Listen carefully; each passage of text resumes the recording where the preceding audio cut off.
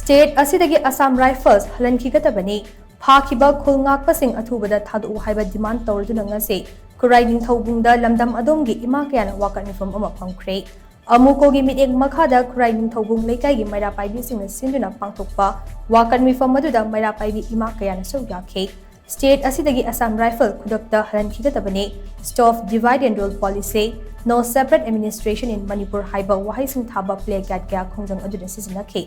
Wakan mifam maduda sarug yakiba maira paibigi member amana hai May ahumdagi hawrakiba irang ngasi fawal loishin bangamdana leide Center amadi state ki luching basina waroishina mo purakna baso hanadre Maragasida Assam Rifles na nakal amada chawna mating pangbigi moongda leirakpa asina makhoida aikuina thazaba leitre maram aduna Assam Rifles state asidagi kudakta halankigatabani Amaromda isagi khulsing ngakna balaichaba icha singbo police na fazimba thawong asi gyaningde kudakta thadokadabani haina mahangna makhatana phongdokhe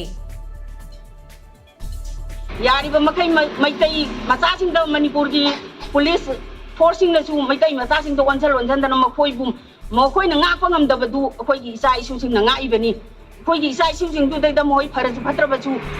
khaitang war bachu yang bamdi thoi kari na haibadi kuki sing di makoi ki sub inspector ma SI ma makoi ki bunker manung da siri baduni aduna akoi di adugumba maksu yaw kusu nate no makoi ki mateng pangdana isa isu sing na sa da thakta ki tum da hitana Ahin nungtin nungdang naidana leli ba khangi ba puna maksing atu ki mayu ka makoina sa sing atu phajan dan kun than dana tawbe je khoi pamjade yaning de duna ku athoi atu ba matam da makoina isa sing phajan ki be isa sing ju thadok na ba ki dam taw khoi na ngasi phamjari ba wakan mi phamse phambani